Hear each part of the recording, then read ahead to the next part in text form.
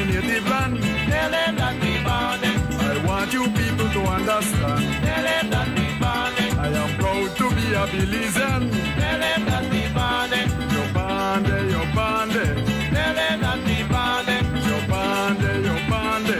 And welcome to another episode of Navel String Connections. I'm BILAL Morris in my studios in Los Angeles with ARIA LIGHTFOOT live out of Florida. And we have a man behind the controls, Harlan. This is a XTV production. Our producer is Noor Mohammed. And we are welcoming you, the Belizean audience in the Belizean diaspora, as well as the Belizeans on the ground. This is what we would call a post-election analysis on Navel String Connection today. We don't have no guests per se, but we have our sister ARIA, who will be breaking it down. ARIA, I think you know more election more than me, because you've been following it up, but I have been able to get a good scoop into it. And we want to say again, we welcome you. Tell a friend to tell a friend. The show is on, the Belizean show in the Belizean diaspora. And again, we want to welcome you. And what a interesting election, and I put that in quotes, ARIA, Belize had. I mean, this is unprecedented. I've never seen, and I'm going to say it on the onset, I've never seen an election like this. I didn't really feel too good about it. I was very apprehensive from the beginning. It didn't look like the typical Belizean election to me. We have a pattern of one of the most free and fair elections in the entire Central America, right? But somehow our elections are beginning to become arbitrary. They're beginning to look different. I don't know if it is the times that are changing or it's the political candidates. But tell me, I mean, you have a very good scoop on it, ARIA. So good night, listeners. Thank you for joining us. We're going to talk a little bit tonight about the election, as Bilal said. Belize went through a very lackadaisical election yesterday. There was no energy going on. We could see it. The winner, nobody was surprised. I think the only shocking thing that happened was Patrick Faber lost his seat. That might have been the upset, but in good Belize fashion, the opposite upset was Kaya West bringing in a candidate that I understand did not even have up signs, which in itself says something, I think. As you could see with the results, the PUP overwhelmingly won in all the seats that they did win. There was no competitive seat, no nail biters. And a lot of that has to do with many things that may be wrong in our political system. Belize, as Bilal says, we have open elections. We have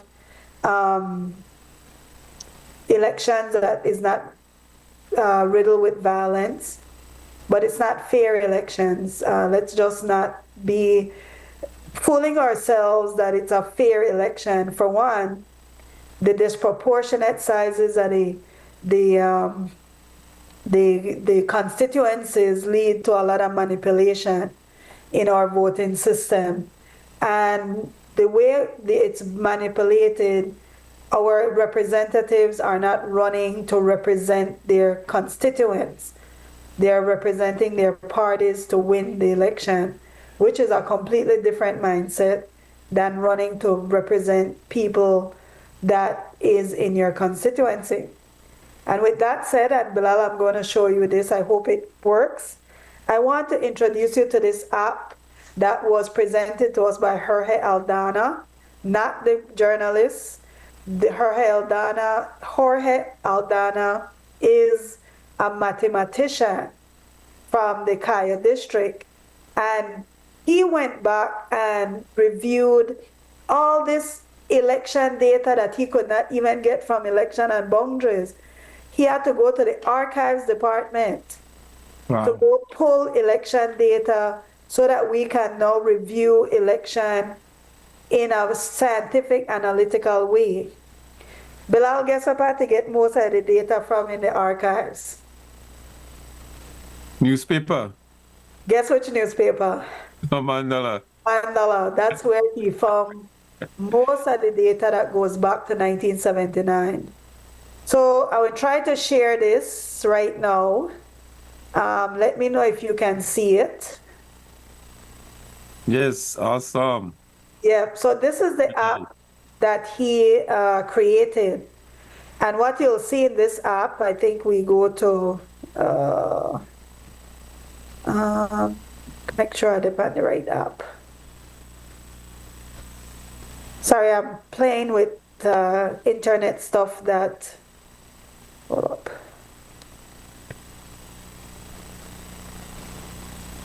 I'm just trying to get the right view. So if you start on, 1975. like if you start on page 1, right? The app talks about, the only thing where they obstruct my view that is zone, this Zoom stuff. So if you look at the app, it really talks about which party won. This is the election that just took place yesterday. Look at that. He breaks it down to who all voted in the election, vote in progress, so the sum of the votes casted, percent of voter turnout. So one of the things that you'll see that's for 2025, right? You could go back to 2020. And 2020, it tells you which party won, what the voter turnout was, which 81.8%. You go to 2025, this voter turnout has to be updated, but it really was 68.1, which if you go back to 2015, when UDP won by 19 seats, the voter turnout was 72.6. The other thing, the other analysis that you can do going back to 2012, what the percentage turnout was, 2008, 77, 2003, 79, 1998, 90% showed up to vote. 1993, that is the contested, our 2025 was lower than that by just a 1 point something percent. 1989, 70, 1984, 74%, and he goes all the way back to 1979. To me, what this data says, and I'm just looking at it without digging deep, if 90% showed up at the vote, at the election, did we really need to re-register? You know, because that's a high number of voters that showed up. Anyway, to take it a little bit further, if you are deep diving now you want to look at the divisions, right? It tells you how many people are registered. This was yesterday's election. What the percentage turnout was. So it shows you, you could do this by the divisions, which this is Toledo West, or you could just select all. And then it tells you how many people are registered to vote. The reason why it's not fully updated, but the turnout was not impressive. It was not an impressive turnout. You take it now to page 3, because you could break this thing down now. It tells you all the candidates, when they first ran for election, and whether or not they won. If they won, it has won, how many elections they won. So Boots Martinez, first time he ran was 1998. He ran 6 times, he won 4 times. And then you could pull up any candidate from 1979, and you could see what their voting record is. You could pull it, this is Belize district. You could pull it up by all of the districts, and it will break down every constituency where you could do some analysis, right? I'm just a quick overview. Now you could start comparing years with voter turnout. And I want you to see this, Bilal. between 2015 and 2020, right? When they re-registered people, 13,000 people came off the voters list. 13,000. So in 2015, there was 196,000 registered voters. And in 2020, there was 182,000. Where do you think that 13,000 likely came from? The Belize diaspora, because they re-registered. They re-registered. So, interestingly, when that election was held, right, 72% of the people showed up. 13,000, it changed the dynamics of how many people showed up. But these 13,000 doesn't necessarily mean they're diaspora. They could have been people who just couldn't find their documents. But there's a discrepancy as to why a growing population after 5 years would show 13,000 less voters. In other words, you have to assume that so many people turn 18 every year. So even if they re-registered, this should have still had a positive, or maybe they should have had at least a negligible sum. But 13,000 to me is significant. And you could play with it. You could do 2025. And now you comparison to compared to Belize's relative, I mean, to Belize's population. Yes. That's a lot of voters right there. And it tells you how many women are registered. It tells you how many males are registered. The one, he can manipulate it just a little bit better. But one of the things that he does, he can show you with this, he can show you the disproportionate divisions in all of this that, I wish he was here, that he can navigate it a little bit. That'd be nice to, interview him on this. Yeah, so he can navigate you and show to you like gender candidates, how many women participate. When you compare that to how many women are registered and how many women actually participate, he can break it down based on the divisions to show that, there's not voter equity. And I wish I could pull that data on it, because I want you to see the divisions. I want you to see the disparity when he pulls it up, that it's glaringly in front of your eyes when you look at some of the divisions and the disparity between Fort George. I think it's a comparative one. But I'm not going to do it right now. But I just want to give you like an idea that this guy put a lot of research. Yes, this is so very comprehensive. I mean, to compile all that data together, there is first time I'm seeing Belizean election statistics like that. I'm telling you, very much so. Compiled in one space. I mean, you could go to newspapers and find them scattered all over the place. I think, like you said, he got most of it out of the Amanala newspaper, which I am not too surprised, because the Amanala newspaper has been very, very accurate in compiling elections updates and election results in these general elections. But you know what's problematic though? Why doesn't Election and Boundaries do this level of analysis? Because this level of analysis would indicate that the divisions are way out of proportion. And when he shows it on the map, and we should invite him, when he shows it on the map, you'll see the highest is way up here. When you look at the different graphs, it's glaringly in disproportionate. So right now, if you're from Toledo district, you are underrepresented, and I'll tell you why. Because the other thing that we were able to show is how the numbers in the divisions change up per election. That's surprising what you said, that if you're in the Toledo district, you're unrepresented when their candidate, their Toledo East candidate, Martinez, got the most votes in the entire country. Yeah, but think about that. He's represented because, and I'll just give this based on hearsay. So I understand that one division was paying up to $250 per voter. Mm. And that is corruption without a doubt. However, they can't do that in a Toledo. They cannot do that type of strategy in a Toledo, East or West.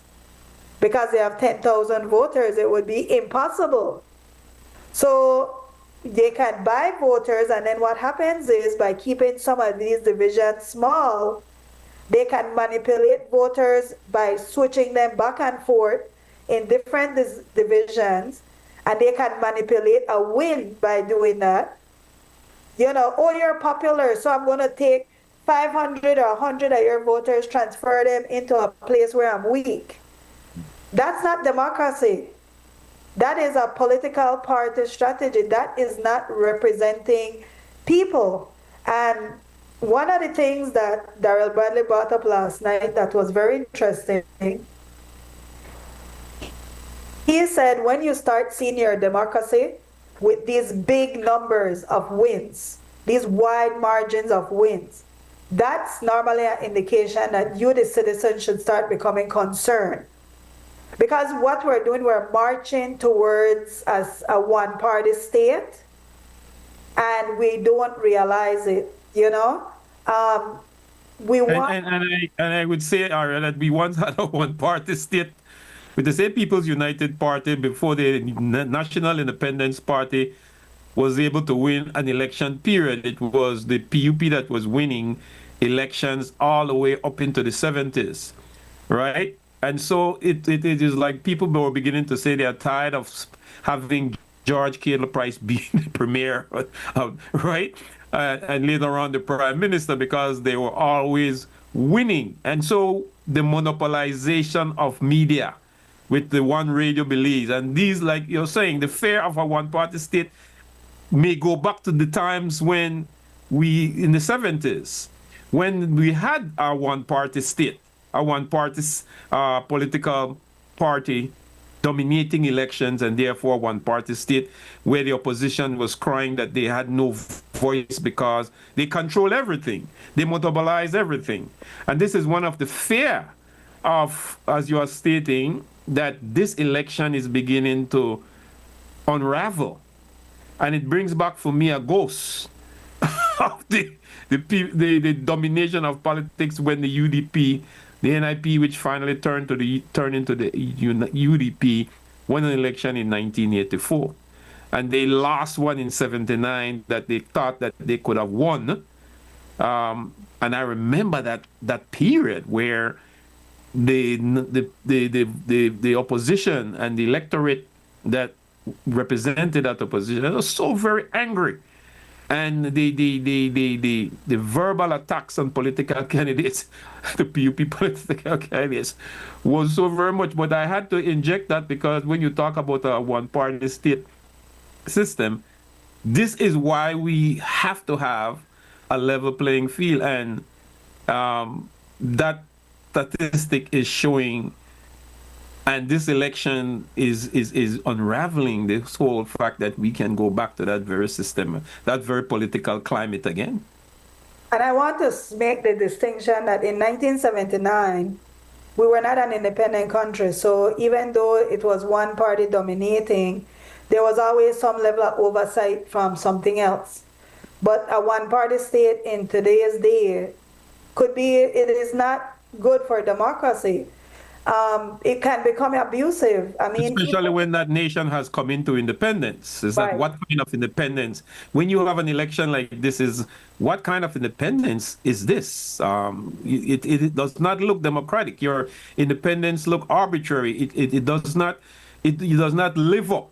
Your general elections, electing a government, does not pay credence to your independence. And this is one of the things that is questionable. Do you have independence on paper, or do you have independence? I mean, do you have independence in principle, as well as do you have independence in practice? You know, and I think that the Belizean political electorate is very confused. They don't really understand what independence is, especially during a general election. I think what to me is most concerning is the rule of law. We're not running constitutional elections. And at the end of the day, the political people, the prime minister, the leader of the opposition, they all get their power from the Constitution. They don't give the Constitution power. And so when they are cherry picking the Constitution, I am concerned because the Constitution says that we should have as equal as possible sizes of places, and that will cool voter manipulation a little bit. My second thing is, I think it's time now to have these area reps live in the divisions they represent. Because I feel like part of the problem is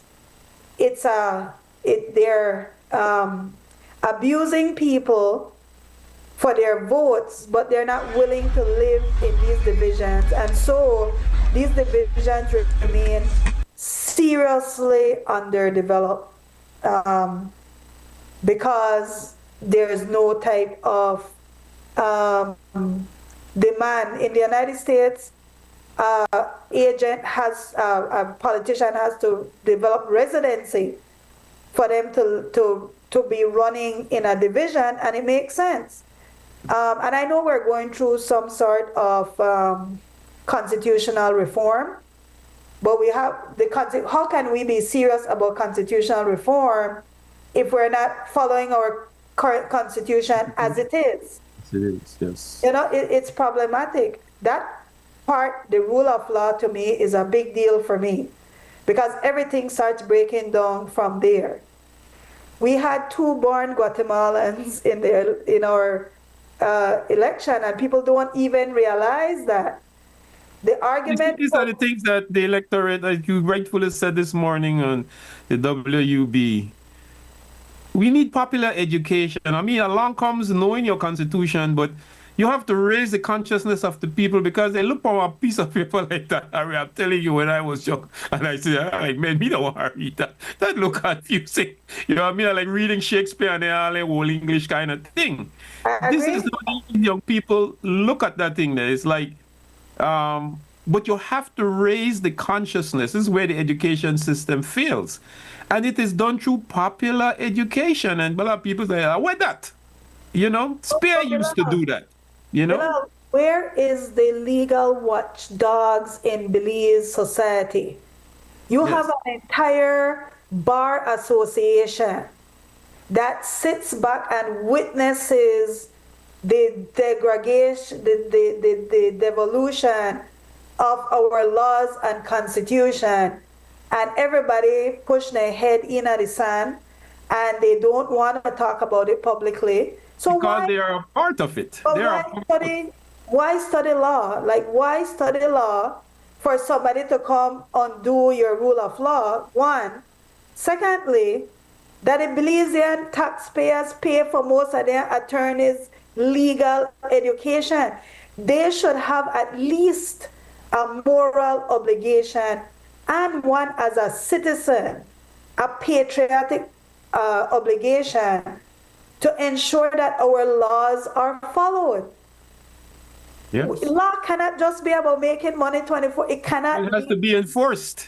It cannot be about always just making money. And that's all the Belizean judiciary and the lawyers, the cadre, this cadre of Belizean lawyers does is that they just see law as a hustle and law as making money. But nobody, as you said, there is no safeguard by the judiciary to guard. Right up to the Supreme Court should be the main arm of guarding the Belizean political electorate from the exploitation of politicians who abuses the Constitution for their own political expediency. And the legal counsel, why isn't the legal counsel at least issuing, or the Bar Association, right, if they don't want to take the matter to court, why are they not actively issuing legal opinions so that the populace can say, the legal body is issuing a public opinion, a legal opinion on behalf of the citizens of Belize to let them know these things should not be done. You know what has happened? Our democracy is lazy. It is lazy. You know Look what? at You this know what? because We happy for say Will Mejia, the fight some Guatemalans, and then we go down the south and we take up picture with her and we swim in at the Sarsoon and we post it on social media, and that's where it ends. yes, yes. We are not committed to our democracy. And so these politicians, a lot of them are opportunists. They realize this is a get rich thing, nobody they monitor we, hey, we do what we want, make we try one. Especially those politicians who are lawyers. Yeah, make we try one more thing. Wait, make we try. Listen, they know this say nothing, you know. They know this. Make we try, and then we left our rule of law to be managed by people who don't have the resources for actually address the system. And then the people who have the resources, they're too busy sponsoring politicians because they're also trying to eat from the system. So what happened when the whole pie eat up? You think your kids want to be able to function in our society where cartels are taking over and criminality is the order of the day? And in our system where cartels infiltrate the judiciary and control the judiciary for their own, and that is going on in Belize, right? The cartels have infiltrated every sector of Belizean society, as well as they have done it in many different countries, and Belize is no exception. But also, I don't understand how you could have teenage children that are driving and you okay with the road situation because they hustle so much that I can't really put money into the roads. And then when somebody gets in an accident, oh, guess what? The hospital don't have enough facilities because we're too busy to hustle. Everything is a hustle. Like, when did we get here? You remember when we used to brag that we, like, all this intelligent people in a Central America, that the rest of Central America corrupted in a banana republic? We to become a banana republic?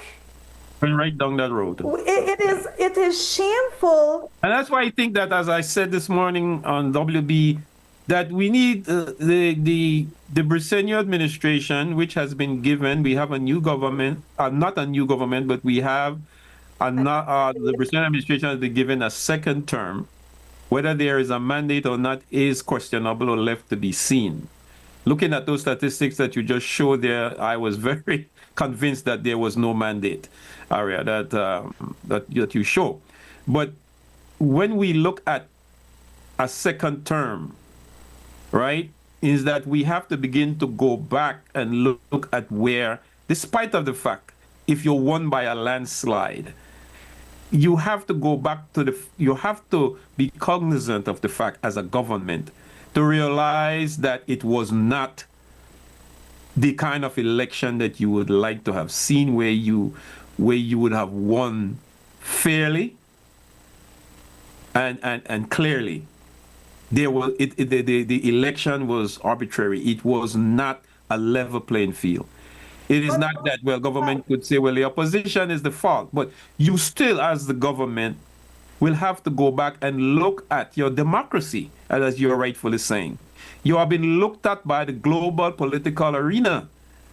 And like you said, we used to once boast of this Belize that had these free and fair elections, and where observers used to come from afar, President Carter being one, and admire it and go back and tell the world, as the leader of the free world, pattern yourself off Belize.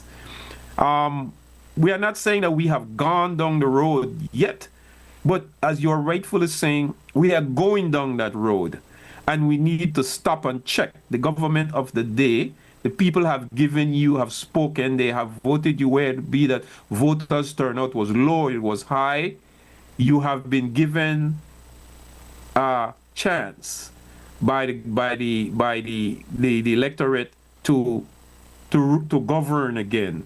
And I think by all right, the people you need to give justice to the people, that you will be better that the Belize political system will become better, from the legislature to the judiciary to all aspects of government, and that you need to make a serious effort to place popular education into your education system, to raise the consciousness of your electorate, because they are one of the most uninformed, especially when they look at Belize and how it levels and how it reacts to the rest of the world. As they say, you think locally or act globally at the same time, but we are not there yet. Too much bread. We look at these bread and butter issues, and it just interfere with the democratic system, whereas you should be looking at important issues, your constitutional directions, your economy, you know, your political system. Look at the global foreign affairs aspects of your government and how it is functioning. You got a Trump administration that has come into power, right? It's making no joke about who they will support in the international arena. We got a case. We have taken our country for adjudication at the International Court of Justice, and you have a Trump administration coming to power with a This is why, Bilal, the rule of law is important. We better tighten up. I mean, you're asking the International Court to rule on the rule of law.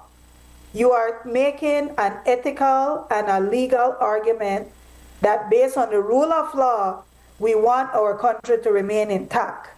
But in running our country, we don't think the rule of law is important. Important. What about your legacy? Do you care about what your children and grandchildren will look back and say, wow, you know, my grandfather or great-grandfather was responsible for Belize becoming this great country. History will also look back and say, you know, wow, Belize really plunged into despair because these people did not care about Belize. You can't carry money with you. You take legacy with you. And so, the same way how you had a Philip Golson and you had a George Price, people who were purpose-driven. Yes, money is important because money is our economy. It is extremely important. But theft is not. A lot of Belizeans do not realize that they have no idea who sponsored an election yesterday. They don't know who sponsored it from, red or blue or anybody. Was the campaign finances? They just stand around and collect money, but they don't understand who is... Give me house and I give me this and I give me that. So election and boundaries, let's talk about them, because to me, politicians need to be pulled out of elections and boundaries. Election and boundaries need to become a public service entity that is professional, because this election that took place with multiple reds on the ballot was shameful. The failure to register these parties, this was a cry right there. This was an opportunity to register political parties. All right, whoever wants the red will need to register and put red. Whoever wants the blue will register. We need order in our society. And while it benefited PUP, they don't understand that when you allow nonsense for take place, you have now set the precedence for future nonsense for take place. So now somebody begs with PUP, right? What happened? Well, I just want to register blue to either PUP, because there's nothing that defines who a PUP is, and there's nothing that defines who a UDP is. And because we live with people who are professional cowards. Because if you don't want to stand up for the simplest thing as the rule of law, if Guatemala cross the border, you don't stand up for the protect Belize either. To me, if you can't protect Belize for the small things, You don't Right. get more protection, I believe, for the big things. Big things, yes, indeed. But everybody wants to be in political favor. Everybody wants to be wine and dine with politicians. But when you're sick, you can't get your insurance, you can't get your pension, you can't get medical because they don't got hospital. You ride up in the bus up your thing there. Why? Because you have sacrificed the rule of law so that you could hobnob with politicians and say being at the right spot, and it's ridiculous. Like we cannot run a country that's so small. For we level of poverty is shameful. For we level of people they beg is shameful. Yes, indeed. Belize, they got billions upon billions upon billions. They flow through the economy. One lot of it is flowing above one lot of people's head. So they have no idea that this money they pass through the economy. Man, some of that money, you can't filter that down to regular people. You can't get people a nice house for make them live in. And yes, I understand the whole argument about, yes, their house is better than before. But I don't believe in a better than before. I believe in a standards. Standards. But this supposed to be the standard, enough for be better than before. The standard is Belize have enough land for afford every citizen in this country decency and space to live. We have enough. And that's why that point right there, Aria. Belize have enough land that should allow every citizenry, every citizen of that country, of Belize itself, to be able to have a decent quality of life, which includes housing. And therefore, incorporate into your constitution agrarian reform. They're afraid of things like that. If you go and you present something like that to the constitutional committee, right? They're afraid of things like that because you have an oligarchy that controls the land. And so the poor people, the poor masses of the people will never able to get proper housing, much less a piece of land, because there's no agrarian reform. Because the oligarchy, and Belize has an oligarchy that is made up of both political parties that manipulates the system for their own gain, whilst the poor remains poor. And that is the system that you're talking about. But when you call for these sorts of changes, oh, that's too revolutionary. What? Agrarian reform? No, we don't want that. Right? Because the oligarchy understands that it will lose its power.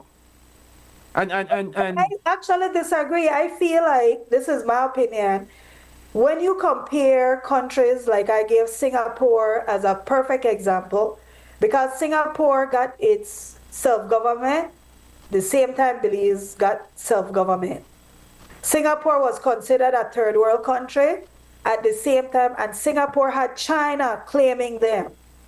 So it was, except for the population. And they still developed into a top metropolitan city. It's one of the... And giving their people a decent quality of life. It's one of the highest standard of living today. But that leader at that time, you know what he did? He said, I want to stamp out corruption. I don't care if it is somebody I'm related to, if it belongs to our party, because we cannot run a country. He was educated in England, but he came back and he wanted to build Belize into our first world, Belize now, Singapore, into our first world country. So the first thing he addressed was corruption. You know what? That is the second thing where he get to? He wanted every citizen to own a piece of Singapore. He said, because when people own things, they protect it. Yes. If you it's like you have some employees, right? And you have your business set up into a proprietorship. And they don't have no stake in that business. They're going to steal from you. Yes. As soon as you give them shares into that company and turn your thing, all of that will stop. And I love that idea that you're mentioning there, that, those are leaders with consciousness. Yes, and Publix, that's Publix, our big shopping store here in South Florida. Publix, our employee-owned company. Employee-owned. So it's owned by the owner and the rest of shares belong to the employees. Same thing you said. You know, then our thriving company, you know why? Because everybody is vested in making sure that company is successful. And that's what I'm talking about, this oligarchy.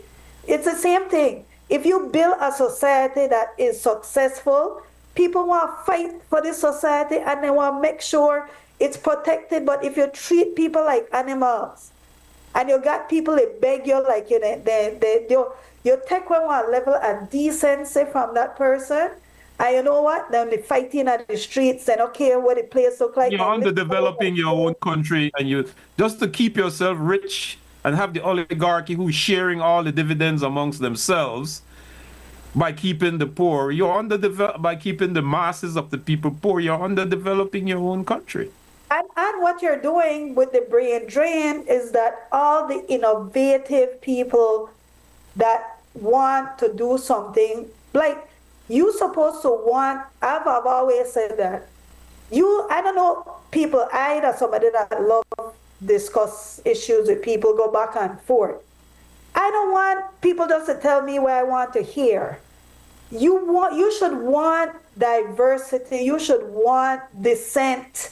And we got all demagogue leaders, all demagogue politicians. All they tell you is what you want to hear, ARIA. They're full of themselves, right? I just want them to inflect their 2 big elections, and even on UDP side. I want all our leaders to think about what if you had to go into the future of Belize. You have already passed on. What will your legacy look like in contributing to either Belize growth, or where do you want to turn this country into one of the third world, falling apart, war-torn, poverty-stricken places? We don't want that for Belize. I mean, we should have a system that is mastering and transferring generational wealth amongst the masses of the people, not amongst the oligarchy. Yeah. Because that's what the system Belize has, a political system that is an oligarchy that transfer generational wealth. Your son and your daughter, this one become, you were the prime minister, you were this, so your son, and you pass that on.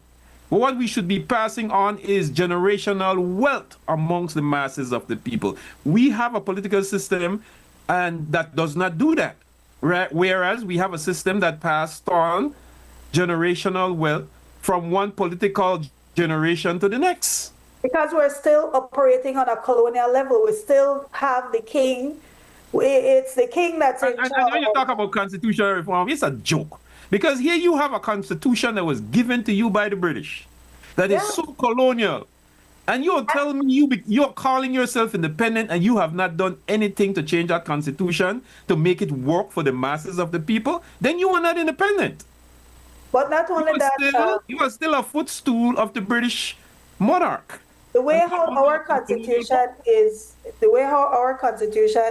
set up, our constitution, the Westminster system as it operates in the UK, cannot work in small Caribbean countries in its form as is. In the Westminster system, they have 400 plus seats. The cabinet can only be so big. So the executive, the prime minister, even if he take 100 people from it still cannot overcome the House of Representatives. So a friend of mine told me that he didn't even know Belize had a Senate.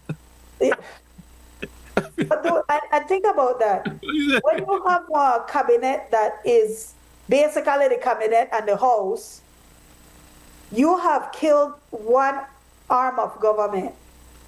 One of the biggest changes that Belize need is to limit the size of cabinet. And I'll tell you why, and I want Belizeans to truly understand this. When these guys are elevated to cabinet, they're going to a salary. And I don't know if you may see on the news where a portion of the salary go to the and a pension. But a portion of their salary go directly to their political party. Absolutely. So they get paid, 10% go to the political party. So when you overdo your cabinet, the political party benefits more for have 20 people is sitting in a cabinet at 10% on a salary they go to a political party versus limiting the size of cabinet to 15 or 16, whatever that the threshold, 16 people in cabinet and keep it at 60. In fact, I don't even think era rep should be ministers. I really think the ministerial system has to be re-examined. It really should be run by professionals. If you're a minister of works, you're supposed to get a civil engineering degree and know how to build road, so that when the real engineers come to you and say, hey, Bilal, we have one structural blah, blah, blah, you know, level this, that, you know, something like what in your ear, and then you give decisions when you're technically, you know, qualified for giving that level of decision making. And then that is medical. Look, like for example, in law, we have to go attorney general. But medicine at the highest level of science to me, and anybody could be minister of health.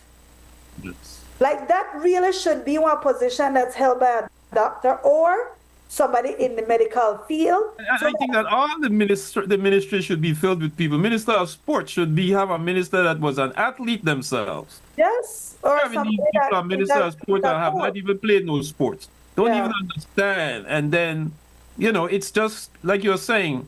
And transport is logistics. Yes. Logistics is not easy.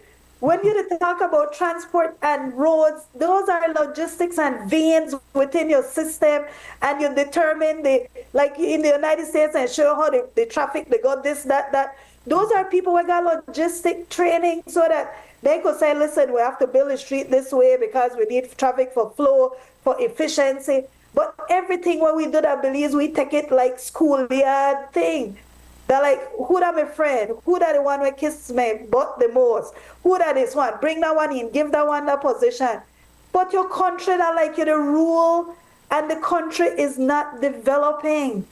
And there you talk about this cronyism, no? Yeah. Where the system, as the late Hubert Pipersburg used to like to say, cronyism is one of the most deepest corruption in Belize's political system, right? You give the job to your crony, right? Nothing wrong with give it to your crony or not. Right, but give it to your crony that is qualified to do the job. But do the job. But we don't do that. Exactly. The crony don't know nothing about the job. Exactly. They get it. They get the big contracts. They get the this and they don't know. I used to remember hearing some people who are contractors and they say they don't know anything about contracting, but they get so much $1,000 in their hands to build. People want me to build road and build all kind of thing and don't have no civil engineering, anything, and then get the contract because they are. I mean, if at some point, this is my thing. At some point, people should take one step back and say to themselves, why are there so many GoFundMe for healthcare? Why is it that I am protesting to get paid my fair wages? Why I have to carry the government to court so that they just follow the laws? The government is the enforcer of rules. I should have to carry the government to court for enforce rules. The government job is to govern, and they take their mandate from the Constitution and laws. So Jerry Enriquez taking the government to court to follow the rules, and then the government hiring a private attorney for ignore the rules. Like, what the heck? Like, we the in a la, like, you know what? Side down democracy, right? we in a Trump land there a long time ago. We there so long that Yes. we are normalizing things that we should not be normalizing. And then we have some Supreme Court judges, with the exception of people like Abdullah Conte, who recently passed away, who appeared like one of the only Belize Supreme Court judges No, I would say ruled in Justice Moore, favor of the people, Justice right? Moore, she was a very good justice, Justice Antoinette Moore.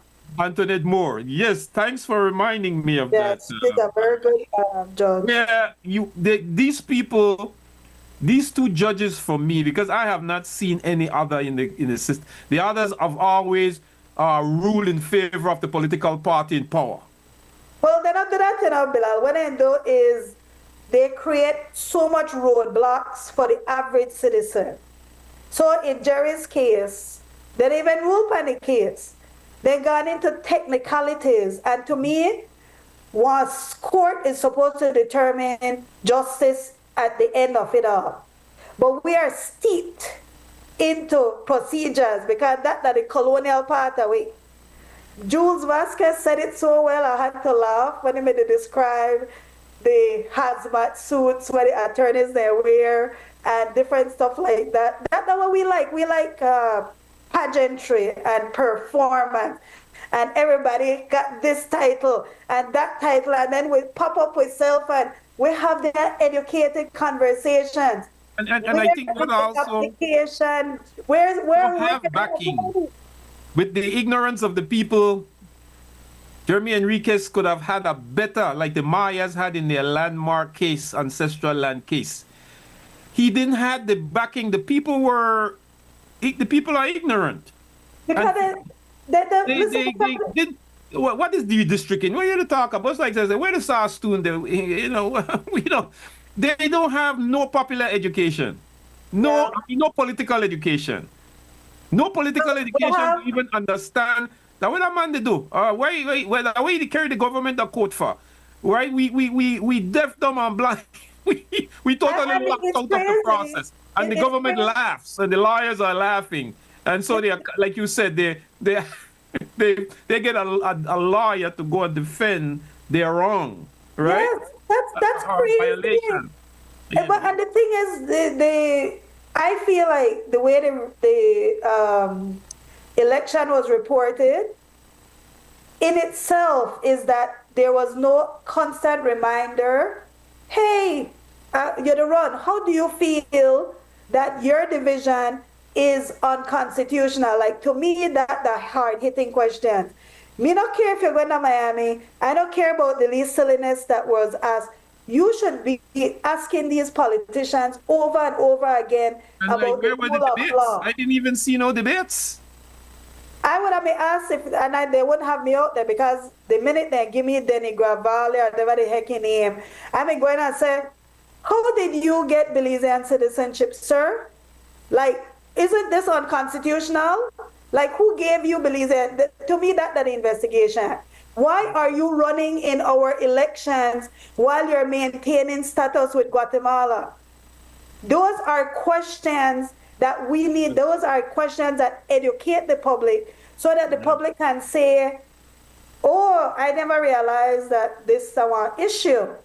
The other thing is, every time they go to PG and Tolina and they go talk, they should ask their politicians, hey, do you believe that you're underrepresenting based on, because we have to elevate, right now we're part with the, Bilal, right now we're part with that tabloid nonsense that's discussed almost as one 24 hours news cycle. You talk nonsense all day and you laugh at a nonsense. You get 200,000 views with people that like it, they comment and this.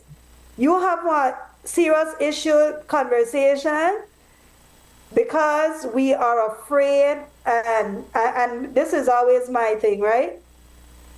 What is the worst thing as a Belizean are you afraid of? Because the worst thing you could ever be afraid of is death. But all the way are dead. So that's our foregone conclusion. But aren't you also afraid of crime? Aren't you also afraid of having to go to a hospital, getting a long-term illness, you're unable to take care of it, something that hampers your bottom line? Aren't you afraid of living in a poor structure and being hit by a hurricane? Aren't you afraid of something happening to you or your family and they cannot seek justice in the system? Or you have people where they abuse you and there's nobody in the system to take care of you? To me, that is things that the Belizean populace need for start to grow one level of consciousness, tune out American reality TV, because I think that we are very much influenced by the nonsense that we the junk, and they don't realize a lot of people try to emulate these American reality TV, but the average American doesn't live like that. The average American not they buy no Tony Birch, and the average American not they buy no any of their high-end bags. But listen, when you go to Belize, they're Belizean and they spank with all their high-end stuff, but your quality of living is low. Low. Quality of life, Aria, that we do not demand and we do not hold our politicians and our government to account. We just let anything go by. We don't challenge the system.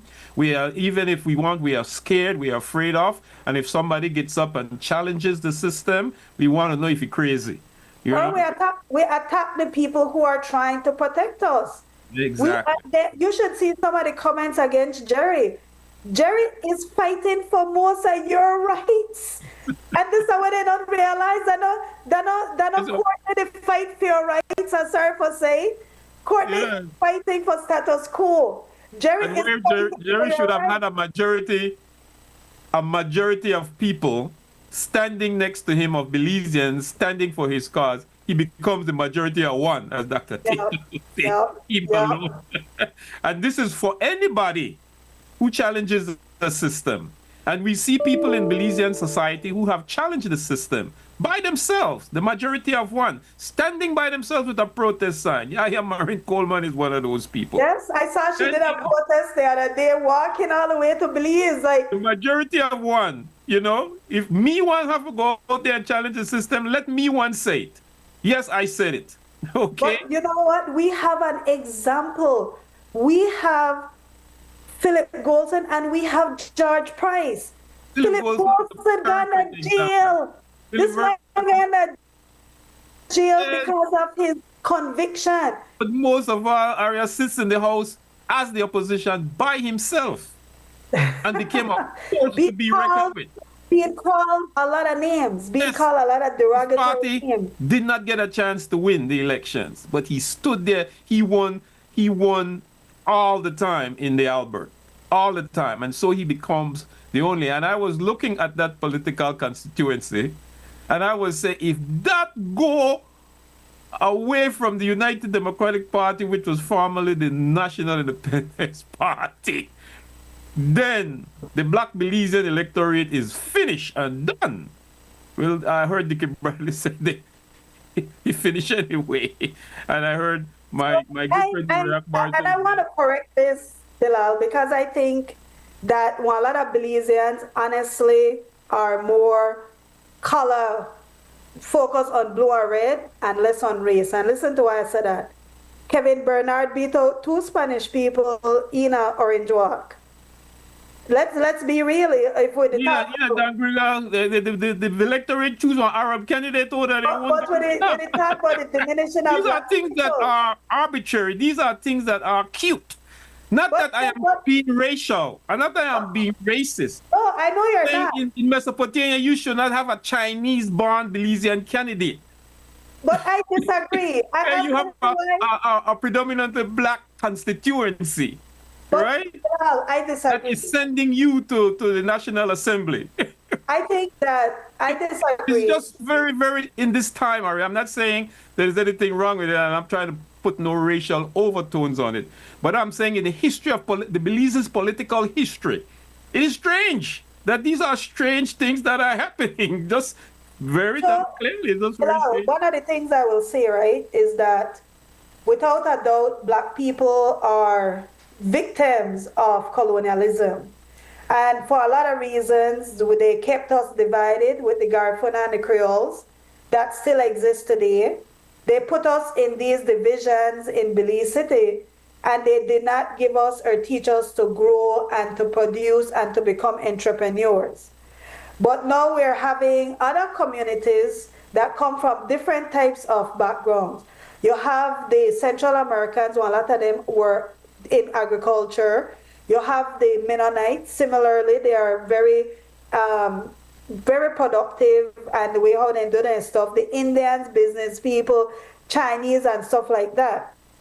What has happened is, while a lot of us Creole people have decided to educate ourselves in the same format of how the colonial system taught us to be educated, to be administrators of the colony it believes.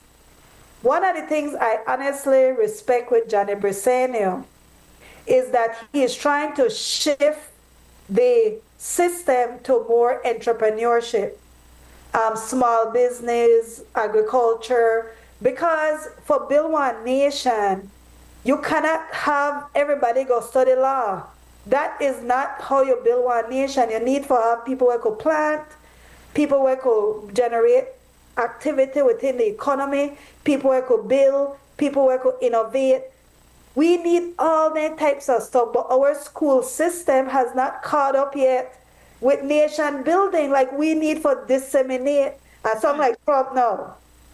Yeah, We but need for disseminate education and rebuild education. We can copy other countries, small countries like Sweden, and then small countries that have built a society that is pro-citizens. You know, in Sweden, we got one of the highest standard of living in the world. The average Swede have a disposable income of $50,000. We like look to America because America promotes getting rich. the nation These better. countries promote equity and the ability for everybody have one space and a place to build that country. And that's what we need, I believe we need equity. We need for stop look down on people. And I kind of like I kind of like the switch, as you said. The Prime Minister Johnny Briseño is moving back to the Green Revolution, as George Cadle Price. The mantra of the PUP, the backbone, was the production of food that Belize can become the breadbasket of the whole of Central America. We once used to hear and the Caribbean. And exactly. And if that is what he's doing, I welcome that. I compliment that, because you cannot have a nation. When did ARIA? Have you ever think about when we became a service economy? When Belize moved from being a manufacturer, meaning a food production economy, it was not a manufacturing economy, but it moved from agriculturally based economy. Maybe just we had a heavy emphasis during the George Cadle Price administration of pushing in the agriculture and the production of food, right? We could talk about Lynham College and what they were doing there. It's amazing. And then all of a sudden, in the 1984 change into the United Democratic Party government, this pro-West, pro-US economy of the magic of the marketplace thing, privatize this, privatize that, okay? Sell your citizenship. We need to take a break. When we come back, I want to touch on that. Yeah, so we're going to take a break, and then we'll talk about how we did shift from being an economy that self-serve to one that we become the servants, no? Yes. So.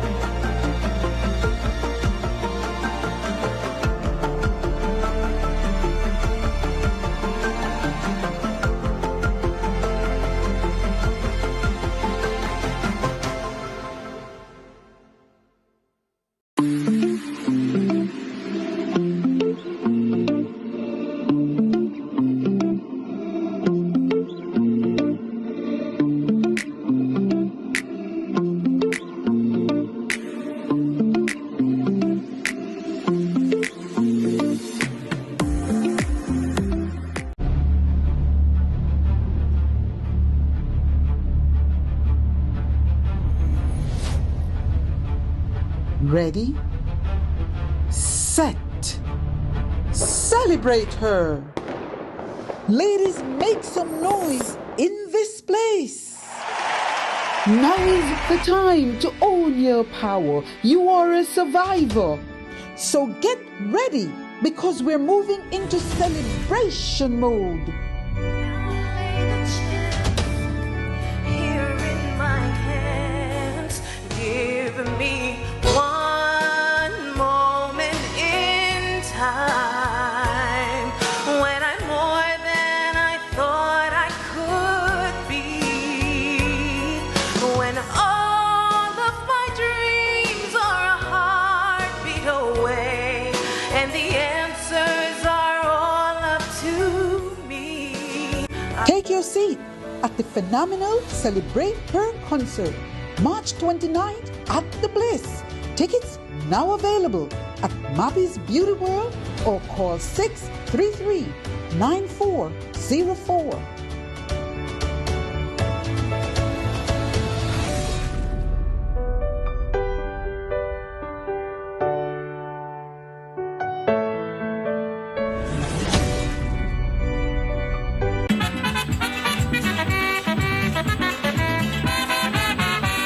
I am a true Bandilian. Tell them that we bound it. Release my home, my native land. Tell them that we bound it. I want you. I am a true Bandilian. Tell them that we bound it. Release my home, my native land. Tell them that we bound it. I want you people to understand. Tell them that we bound it. And greetings, we are back. This is Naval String Connections. I'm Bilal Morris, live from my studio here in Los Angeles with ARIA LIGHTFOOT, live out of Florida. And we are talking about the Belize general elections that transpired yesterday. And we have the same government in power. The Brazilian administration has won the elections by a landslide.